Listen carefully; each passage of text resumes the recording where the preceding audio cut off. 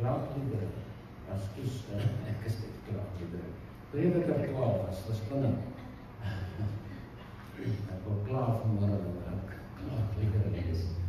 Prediker, dis my baie kosbare boek, vir al hierdie hoofstuk, jy moet om dit kos lees, hier is 'n fantastische boek, Prediker 12. En die volgende is Jeremia, hoofstuk 18.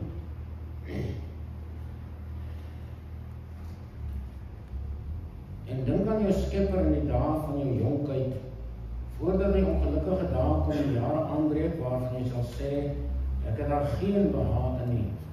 Voordat die son en die lig en die maan en die sterre verduister word, en die wolke terugkom na die reën. Die dag wanneer die wagters van die huis sal bewe, en sterk manne krom word, en die malers die werk staan, omdat hulle te min geword het. En die wat deur die vensters kyk verduister word, en die deure na die straat gesluit word, terwyl die gewys van die meel verswak, en hy opstaan as die volkies begin sing, en al die tone van die lied sal dom word. Ook sal hy bang wees vir 'n hoogte, en verskriklike dinge sal op die pad wees, en die amandelboom sal in bloei staan, en die sprinkaan sal homself met moeite voortsleep, en die kapperkruik nutteloos wees, want die mens gaan na sy ewige huis, en die ruklaars op die straat rondgaan. Ja, totdat, of voordat die silverdraad verwyder word, en die goue oliekruik stikkend val, en die kruik by die fontein gebreek word, en die wiel stikkend val in die put, en die stof na die aarde terugkeer soos het gewees het, en die gees na God terugkeer wat het gegee het. Alles te vergeefs, sê die prediker, het is alles te vergeefs. Jeremia, hoofstuk 18.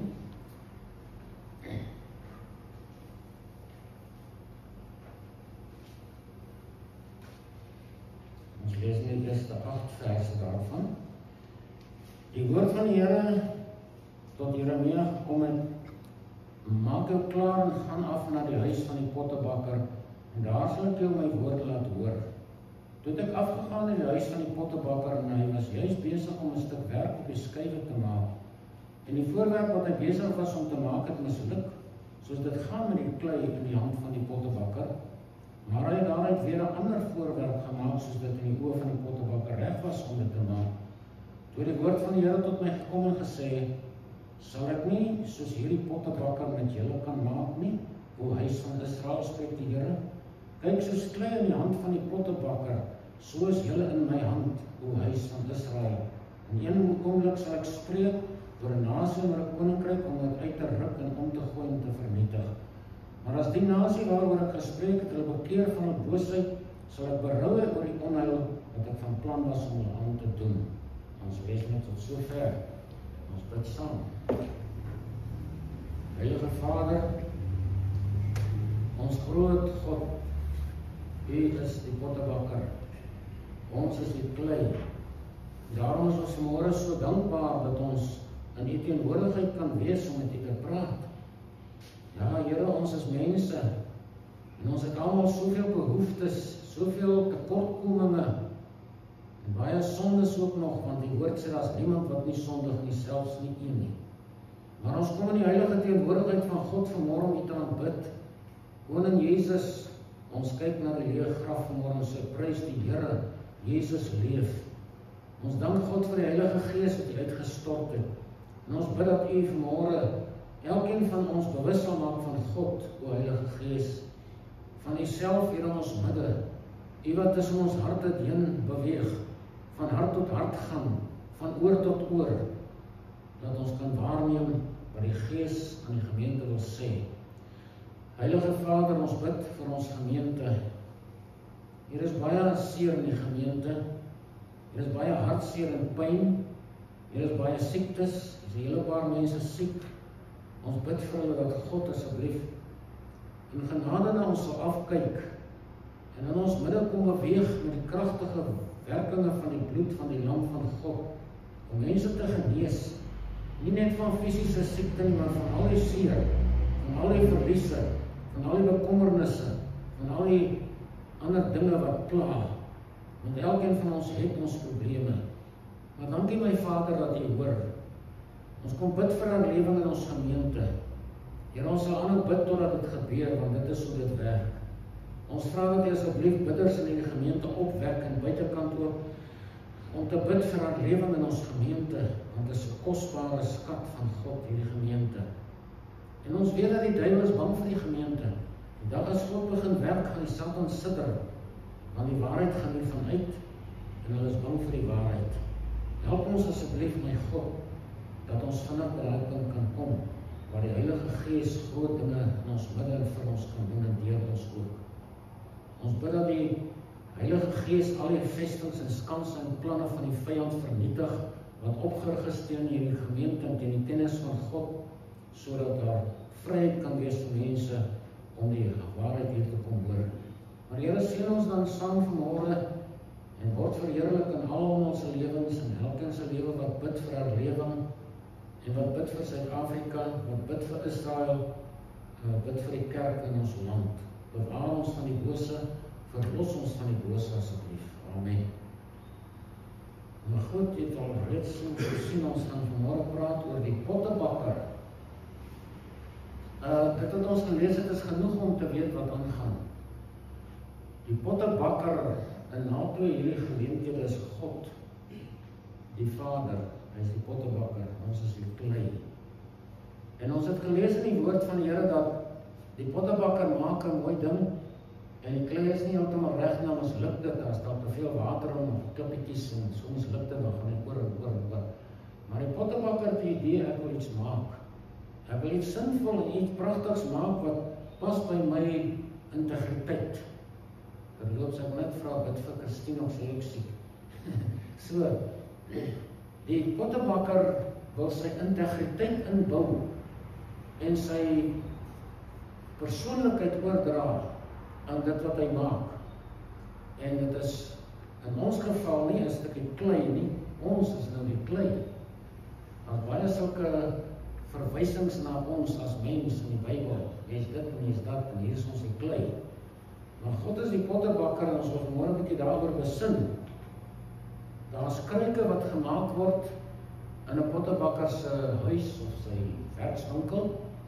En daar's allerlei soorte kruike soos hierdie mooi kruike wat jy daar sien. Mense maak baie mooi goed en hulle is trots daarop, want hoekom maak iemand iets as hy of sy nie trots kan wees op dit wat ek kan wys nie? Dis met ons almal so in alle opsigte. Die boere is trots op hulle lande, as hulle kan wys, kyk die vrug en so meer. Die vrou is trots op haar huis, as hy kan kyk hoe mooi skoon is die huis en versier en so meer. Maar die pottebakker wys sy of haar kruike vir mense om te sien. Kyk, hier is ek persoonlik in hierdie kruike. Want mense dra iets uit hulle harte in hierdie kruike in oor. Dit is jouself in 'n sekere sin. Dit is die kruike wat die kunswerk is, wat van klei gemaak word. Op die einde is dit nie meer 'n stuk klei wat jy sien, maar 'n fantastiese skepping soos hier gewys word. Uit 'n stuk klei wat niks vorm het nie, wat niks beteken eintlik nie, word hierdie pragtige goed gemaak. Die pottebakker beplan vooraf die vorm en die doel van sy projek. En dis in alle gevalle so. In alle gevalle, God ook nog. Soms misluk die poging, moet hy oorbegin, en in die Bybel is daar diep geestelike boodskappe in die kruike van die groot pottebakker, ons God. Hy sit nie verniet hierdie gedeelte in die Bybel nie. Hy praat nie in die Bybel verniet oor die klei en die potte en die pottebakker nie. So, van die vroegste tye af weet mense, ons is klei. Die oudste boek in die Bybel sê dit.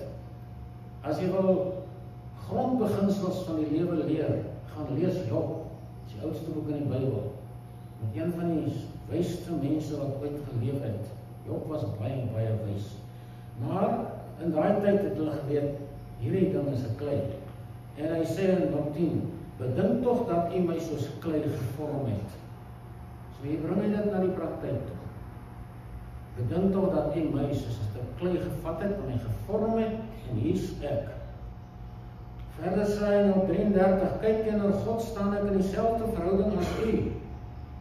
Van klei is ek ook afgeknip. So Ons almal is hierby betrek. Ons almal is in die oë van God, in die oë van die lewe, 'n stukkie klei wat geneem is en iets van gemaak is, op 33 vers 6. God is met ander woorde besig met elkeen van ons. Maak nie saak wat met jou gebeur nie. Dit is so jammer dat ons nie altyd glo wat God sê nie, want Romeine 8 sê vir ons, alle dinge werk ten goeie mee, vir hulle wat na sy voorneme goed doen. Alles, sleg en goed. Job het ook gesê, die goeie het ek in die hand van die Here ontvang, moet ek ook die slegte van sy hand ontvang nie. Daar moet 'n balans wees tussen lig en duisternis in my lewe, tussen goed en kwaad, anders is ek nie lekker nie. Goed, die groot pottebakker is God, het besluit om kruike te maak. Maar hy het 'n stukkie klei die grond gevat nie.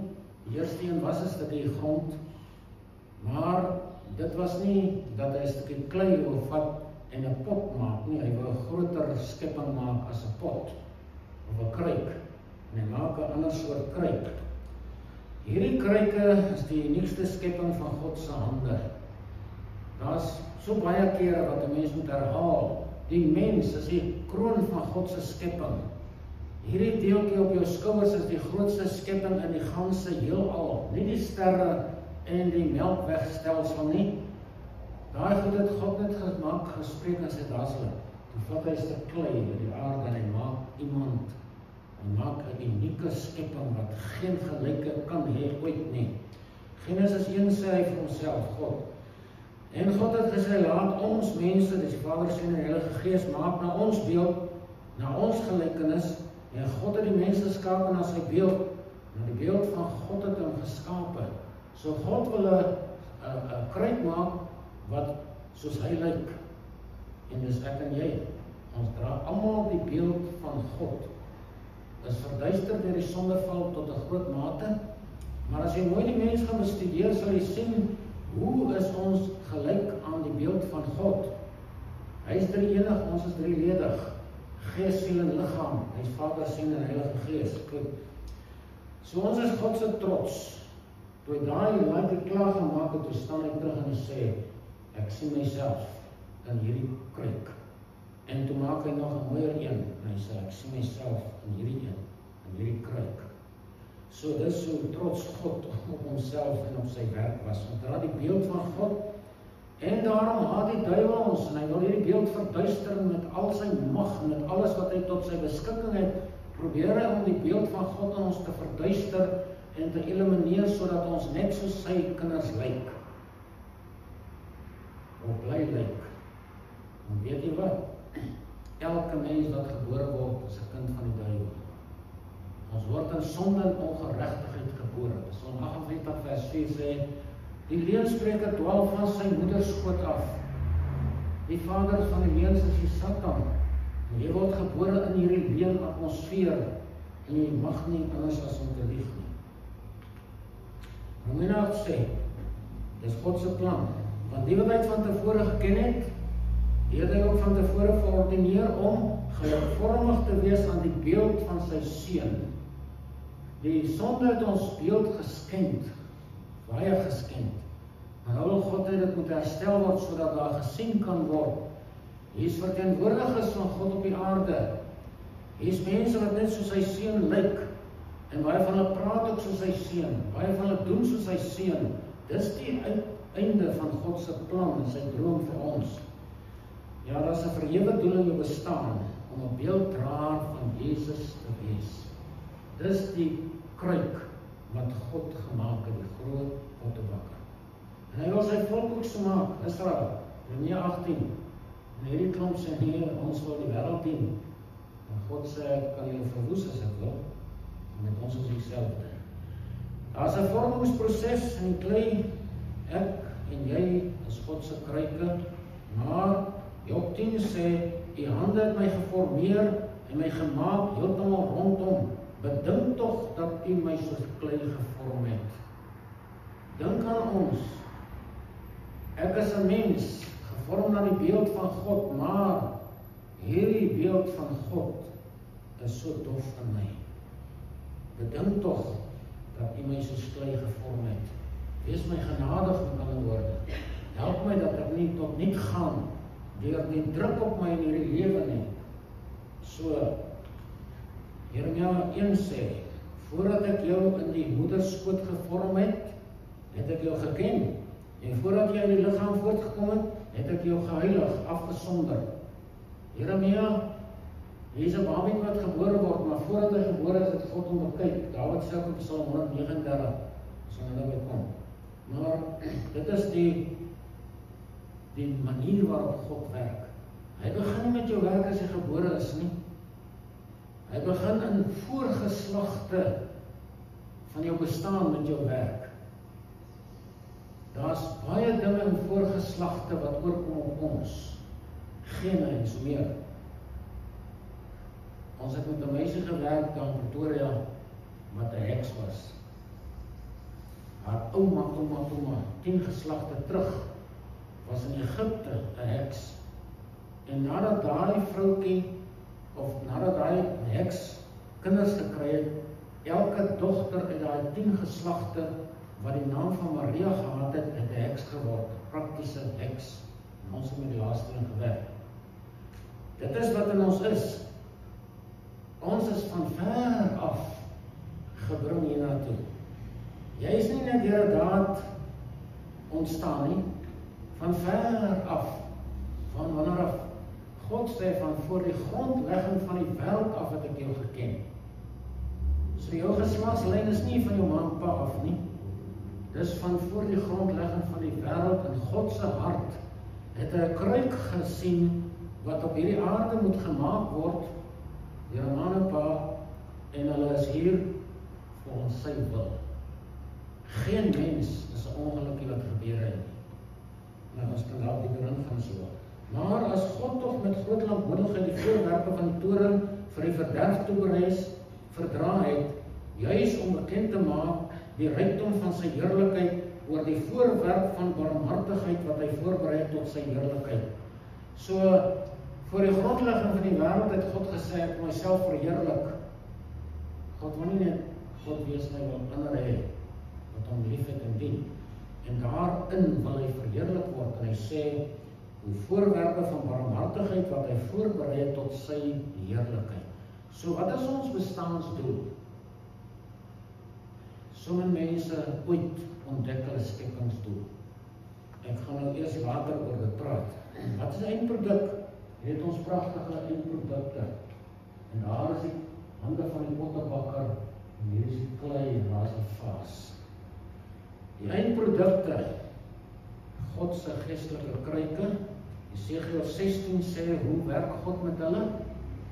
As die sonde hulle getref het, hier is sy volk, ook het ek jou bekleed met veelkleurige klere, en vir jou skoene van robbeveld gemaak, en ek het jou gehul in fyn linne en jou oordek met sy. Daarby het daar 'n naam van jou af uitgegaan onder die nasies van wie jou skoonheid, want dit was volmaak deur my versiersels wat ek op jou aangebring het, spreek die Here, dis sy volk Israel, dis sy kruik. En dan, Psalm 45, hoor o dogter, en kyk en neig u oor, en vergeet die volk in die huis van die Vader, met ander woorde fokus op jou. En as die koning die skoonheid begeer, want hy is die Heer, buig jy dan voor hom neer.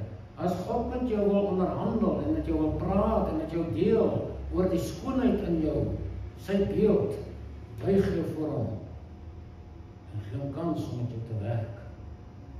Ons moet meer toegeeflik wees teenoor God, om met ons, in ons en deur ons te werk. Sal baie beter gaan met ons. Die skepingsdoel van God se kruike, Malagi sê, hoekom het God mense gemaak? Die hoofrede, het hy dan nie een mens gemaak nie, waar hy gees oorgehad het, en waarom die een? Hy het 'n geslag van God gesoek. Kinders wat net sy seun Jesus lyk, 'n geslag. En daarom moet iemand weergebore word om die geslag van God te word. As jy nie weergebore is nie, is jy nie God se geslag nie, jy bly die eiendom van die vyand. Jesus sê vir die Fariseërs, dis die leraars en priesters van sy volk. Hulle het die duiwel as vader, en begeertes van julle vader wil julle doen. So daar's mense wat so heilig lyk, so mooi lyk, maar hulle doen die begeertes van hulle eie vader. God wil ons met sy begeertes doen. Hy het 'n geslag gesoek en hy wil jou hê. om sy geslag te wees. En wat doen 'n mens met jou geslag? Jy versorg hulle, jy vertroetel hulle, jy deel alles met hulle, jy gee alles oor aan hulle later as hulle erfgename word. Die tweede rede waarom God mense gemaak het is Matteus 5:16. Hy sê, laat julle lig so skyn voor die mense, dat hulle julle goeie werke kan sien, en julle Vader wat in die hemel is, verheerlik. Ons het nou gelees dat God ons gemaak het tot sy verheerliking. En hier sê Jesus, julle moet die Vader verheerlik. Dis waarvoor hy hier is. En as mense net agter hulle eie goedjies aan hardloop, is daar nie tyd om God te verheerlik nie. As daar nie tyd is vir gebed nie, is daar nie tyd om God te verheerlik nie. En wat word van hierdie kruik? Wat word van die kruik? Prediker 3 sê, alles het hy mooi gemaak op sy tyd, ook het hy die eeuw in hulle hart gesit, die ewigheid, sê God. Die eeuw is die ewigheid. En elkeen van ons is daar 'n ewigheid. Of jy hemel toe gaan en of jy hel toe gaan, jy is 'n ewig lewende wese. En ongelukkig verstaan mense dit nie altyd nie. En hulle hardloop op die aarde rond om hier net alles te hê en te doen wat hulle wil. En op die einde, wat word van hulle? 2 Korintiërs voeg aan, hy sê, dit is hy wat in ons harte geskyn het om die verligting te bring van die kennis van die heerlikheid van God in die aangesig van Jesus Christus, maar ons het hierdie skat in erdekruike. Jy's 'n kruik van God, en hy vergelyk dit met 'n erdekruik. 'n Erdekruik kan val en breek. 'n Erdekruik kan te klein wees of te groot wees, of wat ook al, hy kan nutteloos wees. Hy kan weggesteek oor aan een kant. Ons wil baie kinders van God wegkruip. Hy kan nie bid nie, hy kan nie kerk toe gaan nie, hy kan nie die Here dien nie. Ons aardse bestaan is so broos, soos erdekruike, sê Paulus. Wat doen jy met jouself? Wat doen jy met jouself? En waarom leer God hierdie dinge vir ons vanmôre? Daar's redes. Elkeen van ons is in die eerste plek 'n unieke skepping van God. Daar's nie een mens wie se vingerafdrukke dieselfde is op hierdie aarde nie. Daar's nie 2 mense wat dieselfde lyk op hierdie aarde nie. Nie is 'n identiese tweeling lyk werklik dieselfde nie. Maar Psalm 139 kom Dawid te woord en hy sê, ek loof U omdat ek so vreeslik wonderbaar is. Dawid weet wat is hy. Ek is so vreeslik wonderbaar, ek is 'n kruik van God en wonderbaar is U werke en my siel weet dit al te goed. My gebeente was vir U nie verborge toe ek in die geheim gemaak is nie, kunstig geweef in die dieptes van die aarde. U oë het my ongevormde klomp gesien en in die boek is hulle almal opgeskrywe, daar dat alles bepaal was, toe nog geen een van hulle daar was nie. Weet jy wat? God het elke dag van jou vooruit bepaal. Nie net Dawid nie, nie net ek nie, nie net die almals. Hy bepaal ons daarvoor uit op grond van sy alwetendheid en sy voorkennis. Ons moet eendag net 'n bietjie dieper ingaan op die voorkennis en alwetendheid van God, dan sal ons verstaan. Hy het alles bepaal daar elke dag voordat jy nog bestaan het. Goed. Die kruik wag op die finale werk van God, die ewige lewe. Die vraag is, het jy die ewige lewe? Het jy die ewige lewe of nie? Jy kan alleen sê.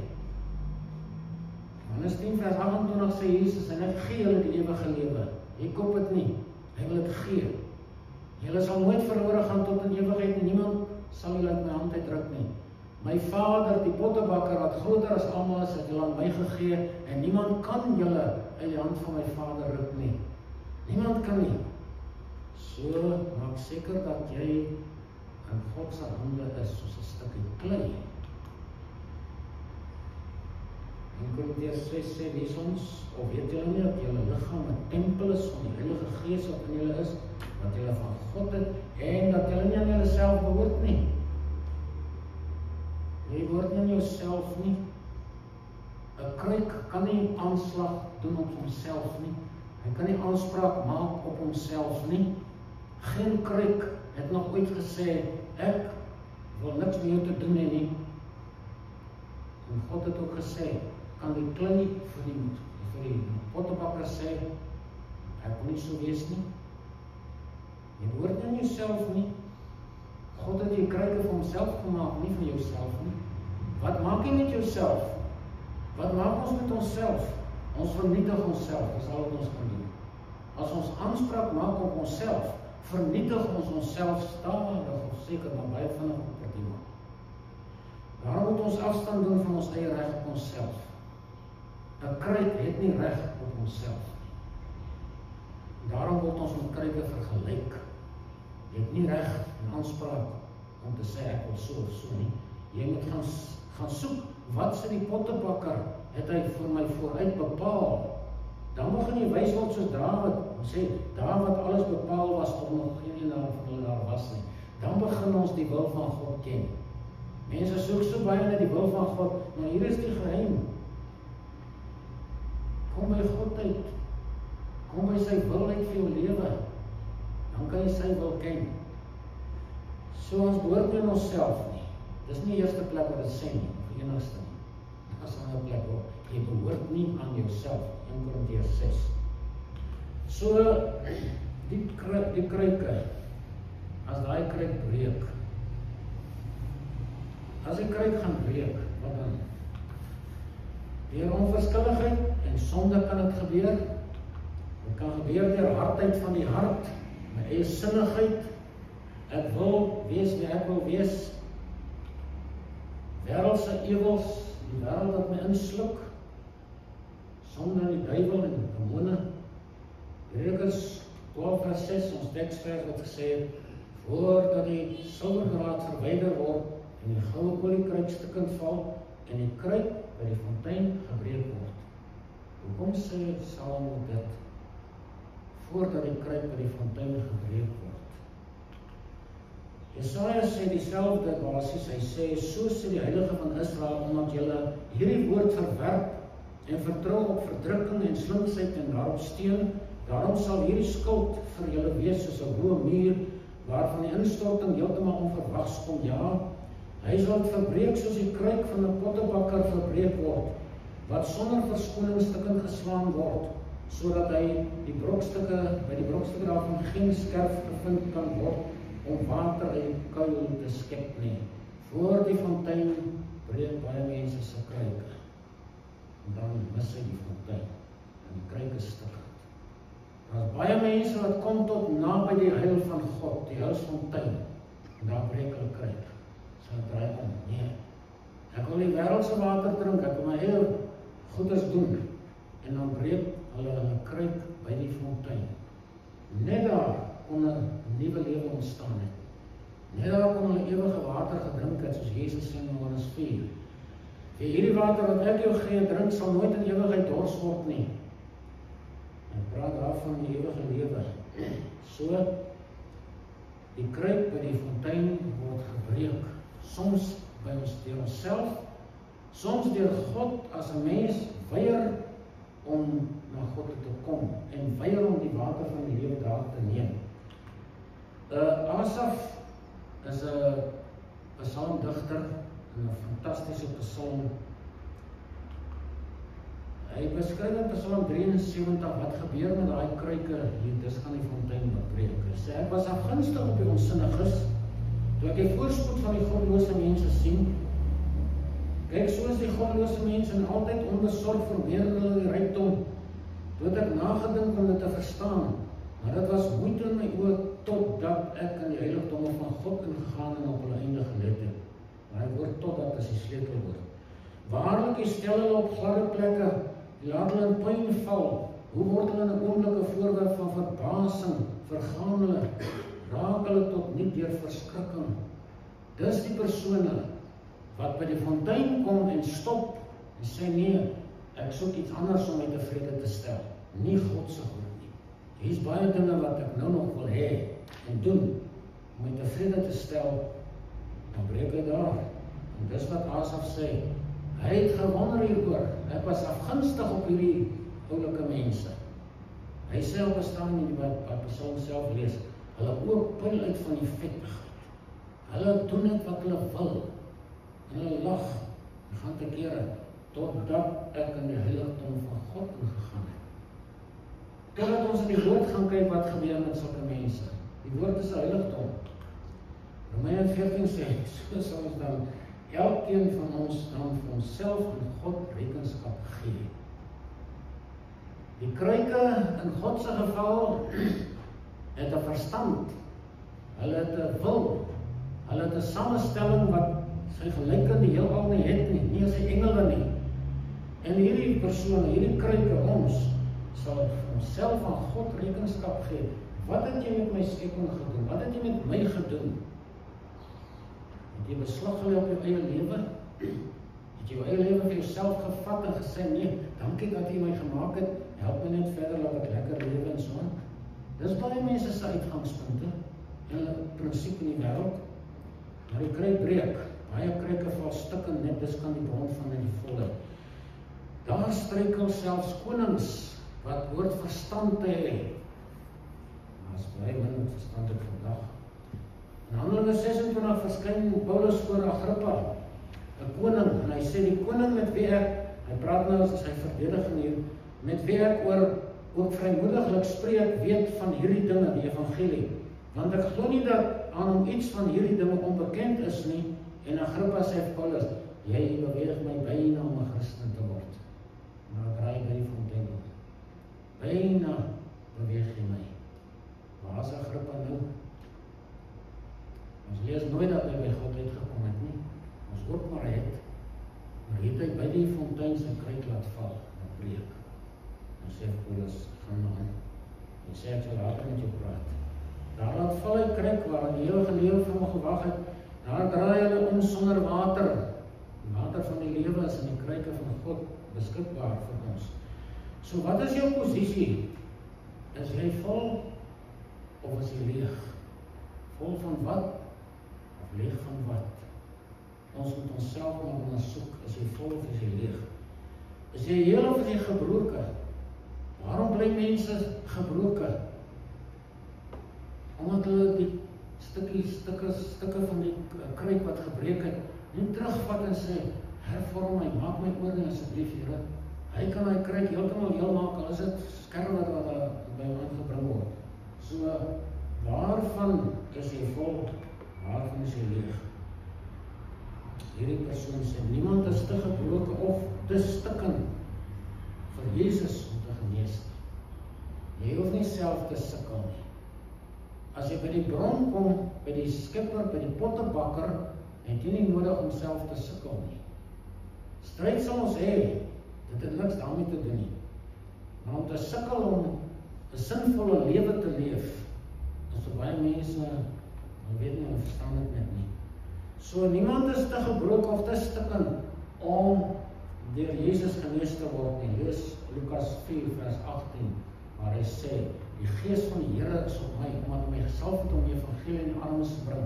Hy het my gestuur om die wat verbryseld van hartes te genees, om gevangenes en vrylating weg te stuur, om mense die ewige lewe te verkondig. Jesus is die pottebakker, ek is die klei, en as die klei misluk, gaan terug en sê, maak my oor asseblief. Die eerste geleentheid is om gered te word, om wedergebore te word. Die tweede geleentheid is, soos die verlore seun wat wegloop, en sê, Here, kom ek tot myself, ek besef, ek is 'n gebroke kruik, ek is stikkende kruik, ek wil terug, en hy gaan terug na sy vader toe en hy herstel hom. Daai gelykenis in Johannes, waar is dit nou, Mattheus, daai gelykenis van die verlore seun, Lukas 15, daai gelykenis is 'n bloudruk van ons almal se lewe. Dit is 'n bloudruk van jou lewe en my lewe. Ons gaan weg, breek ons kruik, ons kom tot besinning, ons hoor die pyn uit my siel uit skree na God, soos Psalm 42, draai om as jy tot besinning kom. Daar 7 stappe terug na God toe. As jy daar kom, word jy herstel. Hier is die kruik van God, 'n pragtige beeld. Dis bietjie onduidelik, maar daar is 'n kruik, die menslike klei, die hande van die Vader wat die mens vorm. Gaan jy 'n kans gee om oor te begin? As ek gelees in Jeremia 18, as die klei misluk, of die projek misluk, dan begin hy oor en maak hom weer. En 'n pottebakker is baie geduldig. En hou aan tot daai ding reg is soos hy hom visualiseer. Corrie ten Boom sê, a potter can only mold the clay when it lies completely in his hands. It requires complete surrender, oorgawe. Corrie ten Boom was 'n vrou wat die Jode weggesteek het in die groot slagting van die Jode, maar het nou daar gelaat. Sy was iemand wat weet van die lewe, meer as enig van ons. A potter can only mold the clay when it lies completely in his hand. Terug na die Vader toe, die pottebakker, terug na Jesus toe. Terug na die wonderlike Heilige Gees wat beskikbaar is vir elkeen wat wil terugkom. It requires complete surrender. Mag die Here ons genade gee, dat ons hierdie les sal onthou.